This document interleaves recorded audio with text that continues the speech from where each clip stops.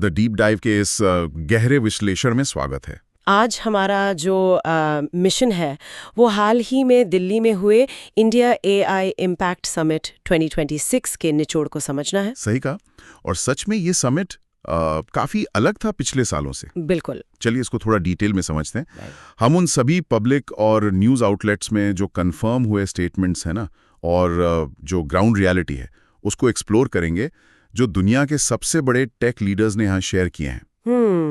मैं कल ही आंकड़े देख रहा था और एक हैरात अंगेज फैक्ट ये है कि इंडिया में इस वक्त 100 मिलियन से ज्यादा लोग चैट जीपीटी का इस्तेमाल कर रहे हैं। तो ये समिट सिर्फ नए गैजेट्स या टेक अपडेट्स के बारे में नहीं था, ये भविष्य के रोड मैप के बारे में था। यहाँ सबसे हैरान करने वाली बात यह है कि कैसे ये समिट अलग अलग दिशाओं को एक साथ जोड़ रहा है।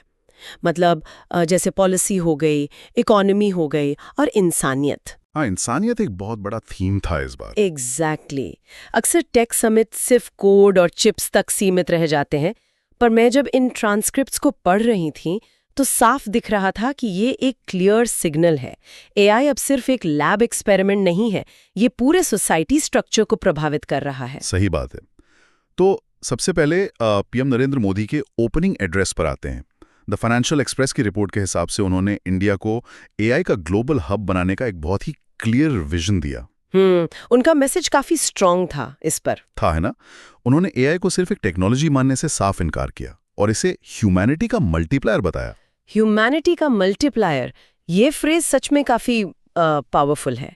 अगर हम इसे बड़ी पिक्चर से जोड़कर देखें तो पीएम मोदी का एक मानव विजन था जिसके बारे में उन्होंने बात की। हाँ, मानव फ्रेमवर्क। इसको थोड़ा डिटेल में ब्रेक डाउन करते हैं। देखिए, मानव का अर्थ उन्होंने 4 पिलर्स में समझाया। एआई को एथिकल, अकाउंटेबल, सॉवरेन और एक्सेसिबल होना चाहिए। सॉवरेन वाली बात काफी इंपॉर्टेंट लगती है आज के टाइम पर। बिल्कुल, क्योंकि अगर टेक्नोलॉजी पर सिर्फ बाहरी देशों का कंट्रोल होगा तो हम पीछे रह जाएंगे। इसलिए इंडिजिनस यानी स्वदेशी एआई मॉडल्स का होना जरूरी है। और इस समिट में इंडिया ने कुछ इंडिजिनस एआई मॉडल्स और नए ऐप्स भी लॉन्च किए ना, मैंने लिस्ट देखी थी। हाँ, किए हैं। और उसके साथ ही उन्होंने स्किल्स और लाइफ लॉन्ग लर्निंग को एक मास मूवमेंट बनाने की जरूरत पर चर्चा की, क्योंकि जब जॉब्स शिफ्ट होंगी तो सबको नए रोल्स के लिए तैयार रहना पड़ेगा ताकि सबको जॉब्स मिल सके। तो इस पूरे सेशन का कोर मैसेज अगर हम देखें तो वो ये निकलता है कि एआई में लीडरशिप का मतलब सिर्फ बिल्ड करना नहीं है, बल्कि उसे शेप और गवर्न करना भी है। एग्जैक्टली। हाँ, डेमोक्रेटाइजेशन पर उन्होंने सबसे ज्यादा जोर दिया।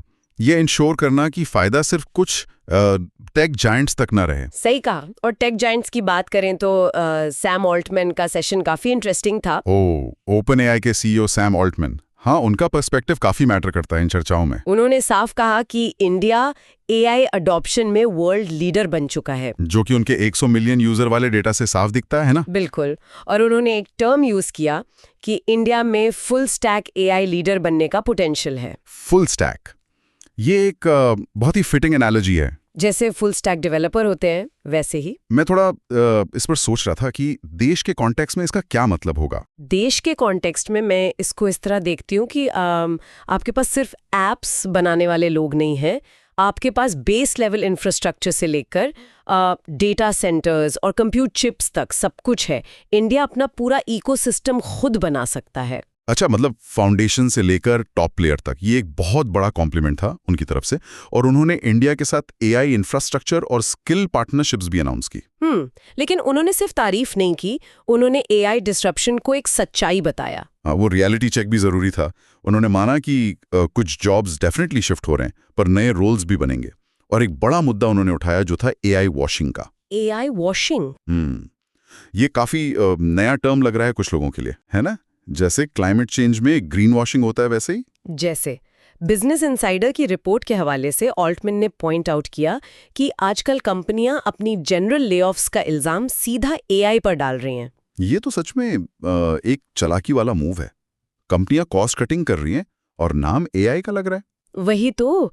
और उन्होंने इस समिट में एक और बहुत बड़ी मांग की, ग्लोबल कोऑर्डिनेशन को लेकर। उन्होंने कहा कि आईएईए जैसी एक इंटरनेशनल रेगुलेटरी बॉडी होनी चाहिए। International atomic energy agency.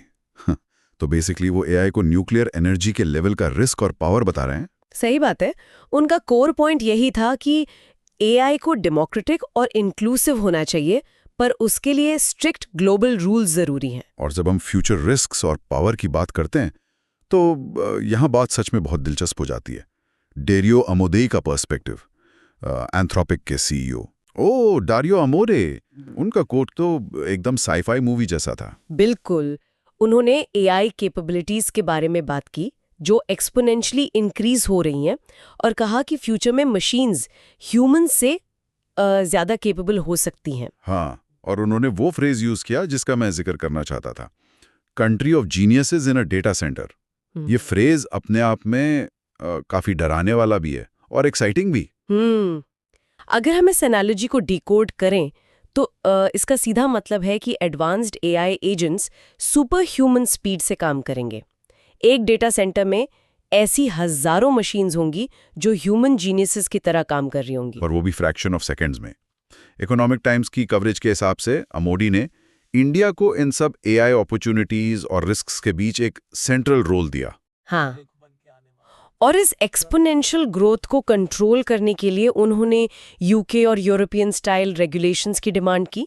Global safety collaboration उनके हिसाब से सबसे जरूरी है इस वक्त। एंथ्रोपिक ने तो बैंगलोर में अपना ऑफिस खोलने की और इंडियन पार्टनरशिप्स की भी अनाउंसमेंट की इस समिट में। सही बात है, क्योंकि वो खुद इस बात पर जोर दे रहे थे कि एआई में जितनी बड़ी पोटेंशियल है उतनी ही बड़ी रिस्क भी है।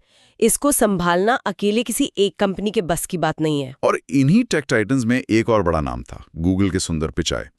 द फाइनेंशियल एक्सप्रेस के मुताबिक उन्होंने गूगल का $15 बिलियन से ज्यादा का इंडिया इन्वेस्टमेंट विजन शेयर किया। $15 बिलियन, ये एक मैसिव नंबर है। बिल्कुल। इस इन्वेस्टमेंट में उन्होंने कई चीजें इंक्लूड की हैं, जैसे विशाखापट्टनम में एक नया एआई हब बनेगा और गीगावाट स्केल कंप्यूट और सबसी केबल कनेक्टिविटी पर फोकस रहेगा। गीगावाट स्केल कंप्यूट, जब हम आम भाषा में इसे समझते हैं तो इसका मतलब है ऐसे डेटा सेंटर्स जिन्हें चलाने के लिए एक पूरे शहर के बराबर की बिजली चाहिए होती है। ये नंबर सच में दिमाग घुमाने वाले हैं। पिचाई ने एआई को एक इंक्लूसिव डेवलपमेंट टूल बताया। उन्होंने कहा कि ये जॉब्स, साइंस और हेल्थ केयर को इम्प्रूव करेगा। पर उनकी एक वार्निंग काफी क्रिटिकल थी, जहां उन्होंने डिजिटल डिवाइड का जिक्र किया। हाँ, उन्होंने कहा कि हमें किसी भी हाल में डिजिटल डिवाइड को एआई डिवाइड नहीं बनने देना है। अगर जिनके पास इंटरनेट था वो आगे निकल गए, तो सोचिए जिनके पास एआई होगा उनके और आम आदमी के बीच कितनी बड़ी खाई बन जाएगी। वही। इसलिए उन्होंने गवर्नमेंट्स के रोल को एआई अडॉप्शन और सेफ्टी में बहुत क्रिटिकल बताया। उनका क्लियर मैसेज था कि टेक एक्सेसिबल होना चाहिए और गवर्नमेंट्स को जिम्मेदारी से रेगुलेट करना होगा। तो इन सभी बातों का आखिर मतलब क्या निकलता है?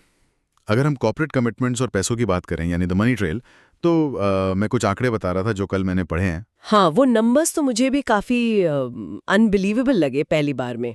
बिल्कुल। सुनने वालों के लिए मैं मैसिव फिगर्स ब्रेक डाउन कर देता हूँ। रिलायंस इंडस्ट्रीज और जियो ने आने वाले 7 साल के अंदर एआई और डेटा इंफ्रास्ट्रक्चर में 10 लाख करोड़ रुपए का कमिटमेंट दिया है। 10 लाख करोड़? हाँ, लगभग $109 बिलियन। इसके अलावा माइक्रोसॉफ्ट ग्लोबल साउथ के एआई इंफ्रास्ट्रक्चर में आने वाले दशकों तक $50 बिलियन लगाएगा। और अदानी ग्रुप का भी एक बड़ा अनाउंसमेंट था, करीब $100 बिलियन का। एग्जैक्ट वही बताने वाला था मैं। 2035 तक Adani group $100 billion renewable powered AI data centres के लिए लगा रहा है। टाटा कंसल्टेंसी सर्विसेज यानी टीसीएस ने ओपन एआई को अपने डेटा सेंटर यूनिट का कस्टमर बना लिया है, और लार्सन एंड टूब्रो ने एनवीडिया के साथ मिलकर एक बड़ी एआई फैक्ट्री के लिए पार्टनरशिप अनाउंस की है।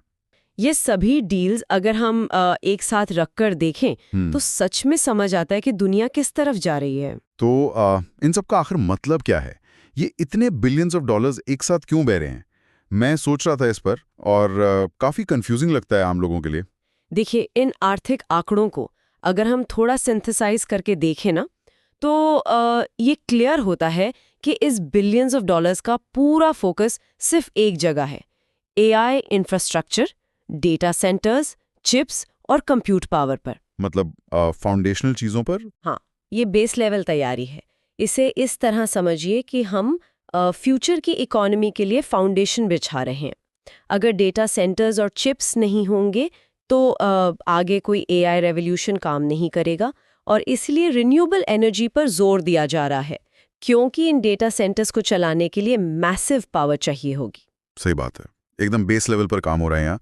और अब इंफ्रास्ट्रक्चर के बाद थोड़ा पॉलिसी और दुनिया के बाकी देशों पर आते हैं। समिट में इंटरनेशनल व्यू पॉइंट्स भी काफ़ी प्रोमिनेंट थे। बिल्कुल। फ्रांस के प्रेसिडेंट इमैनुअल मैक्रोन और UN वॉइसेस का जिक्र यहाँ बहुत ज़रूरी है। हाँ, द फाइनेंशियल एक्सप्रेस की रिपोर्ट थी इस पर। उन्होंने EU स्टाइल AI रेगुलेशन और बच्चों की डिजिटल सेफ्टी को काफ़ी इंपॉर्टेंस दी। बच्चों की सेफ्टी एक ऐसा मुद्दा है जो आमतौर पर टेक समिट्स में पीछे रह जाता है, पर यहाँ इस पर फोकस था। और उन्होंने एक वार्निंग भी दी, जिसके हवाले से उन्होंने साफ कहा कि सिर्फ कुछ ही कंपनियों के हाथ में फ्यूचर AI का कंट्रोल नहीं होना चाहिए। जो कि पहले हुई चर्चा से बिल्कुल मेल खाता है, जहां हम डेमोक्रेटाइजेशन की बात कर रहे थे। UN जनरल सेक्रेटरी ने भी इंक्लूसिव गवर्नेंस और global equity in AI funding का प्रपोजल रखा है, AP न्यूज़ के मुताबिक। इंडिया, गूगल और फ्रांस की कोऑपरेशन को भी यहाँ स्पेसिफिकली हाईलाइट किया गया। तो ग्लोबल लेवल पर एक कंसेंसस बन रहा है कि बिना रूल्स के आगे बढ़ना डेंजरस हो सकता है। ये एक बहुत ज़रूरी सवाल खड़ा करता है रिस्क को लेकर। जो लोग इस टेक को बना रहे हैं वही सबसे ज़्यादा डले हुए लग रहे हैं। टाइम्स ऑफ इंडिया ने कवर किया था इसको। टेक CEOs जैसे डीप माइंड के डेमिस हसाबेस, उन्होंने AI के मिसयूज और ऑटोनॉमस रिस्क पर सबसे गहरी चिंता जताई। ऑटोनॉमस रिस्क्स, जब एक AI बिना इंसानी इनपुट के खुद डिसीजंस लेने लगे और उसके कॉन्सिक्वेंसेस हमारे कंट्रोल से बाहर हो जाए, ये सच में डरावना है। और इकोनॉमिक डिस्ट्रप्शन का तो डर है ही। ऑल्टमन ने जॉब्स डिस्ट्रप्शन और AI वॉशिंग मेंशन किया था, जैसा हमने पहले बात की। इसलिए ग्लोबल सेफ्टी स्टैंडर्ड्स पर तत्काल ज़रूरत महसूस की जा रही है। हर लीडर एक ही बात कह रहा है कि ग्लोबल कोऑपरेशन अर्जेंटली चाहिए। सही बात है। अगर हम समिट की बड़ी थीम्स की समरी बनाएं। हाँ, काफी सारे स्टेटमेंट्स एक साथ हो गए, तो उनको एक लाइन में लाना जरूरी है। देखिए, सबसे पहली थीम थी सेंट्रलाइजेशन से ज्यादा डेमोक्रेटाइजेशन पर जोर देना। दूसरा, ग्लोबल साउथ के लिए इंक्लूसिव AI, जिसमें वो $50 बिलियन का इन्वेस्टमेंट भी शामिल है ना। बिल्कुल। तीसरा था एथिकल और सॉवरेन गवर्नेंस। फिर आते वो मैसिव इंफ्रास्ट्रक्चर और इन्वेस्टमेंट्स की आंधी, जिसके नंबर्स हमने अभी डिस्कस किए। और आखिरी थी टेक, गवर्नमेंट और रिसर्च के बीच पार्टनरशिप का बनना। तो इस डीप डाइव का पूरा निचोड़ अगर हम निकालें तो ये साफ है कि इंडिया का AI समिट सिर्फ एक टेक एग्जीबिशन नहीं था। ये दुनिया को ये दिखाने का मंच था कि अब फोकस सिर्फ नई टेक लाने पर नहीं, बल्कि गवर्नेंस, सेफ्टी और मैसिव इन्वेस्टमेंट्स पर है। मैं इस बात से पूरी तरह सहमत हूँ। मोदी जी ने India as AI hub for humanity की बात की, ऑल्टमैन ने डेमोक्रेटिक फ्यूचर और रेगुलेशन मांगा, अमोदई ने रिस्क्स बताए, पिचाई ने डेवलपमेंट टूल बताया और मेजर कॉर्पोरेट्स ने उन सबको बैक करने के लिए इन्वेस्टमेंट्स दिए। सही में। तो इस चर्चा में अपने इतने गहरे इंसाइट्स देने के लिए आपका बहुत धन्यवाद। और इस बात पर हम दोनों मुत्तफिक हैं कि AI को अब सिर्फ बनाना ही चुनौती नहीं है, उसे सही से चलाना और रेगुलेट करना मुख्य टास्क बन गया है। बिल्कुल सही बात है। तो इस डीप डाइव को यहाँ खत्म करते हैं, पर जाने से पहले सुनने वालों के लिए एक गहरा सवाल छोड़कर जा रहा हूँ। डारियो अमोडेई ने एंथ्रोपिक्स से ये कहा था कि फ्यूचर में advanced AI agents country of geniuses in a data centre की तरह सुपर ह्यूमन स्पीड से काम करेंगे। तो सोचिए, अगर सच में आने वाले समय में ऐसी मशीन्स अकेले ही हजारों जीनियसेस का काम एक साथ और फ्रैक्शन ऑफ सेकंड्स में कर लेंगी, तो क्या हमारा आज का ह्यूमन एजुकेशन सिस्टम और हमारी सोसाइटी सच में उन नए और अनजान रोल्स के लिए खुद को तैयार कर पा रही है जो इस नई दुनिया में जरूरी होंगे? ये एक ऐसी चर्चा है जिस पर आगे बहुत सोचा जाना बाकी है। आज के इस विश्लेषण में बस इतना ही। इस बदलती हुई दुनिया पर नजरें बनाए रखें।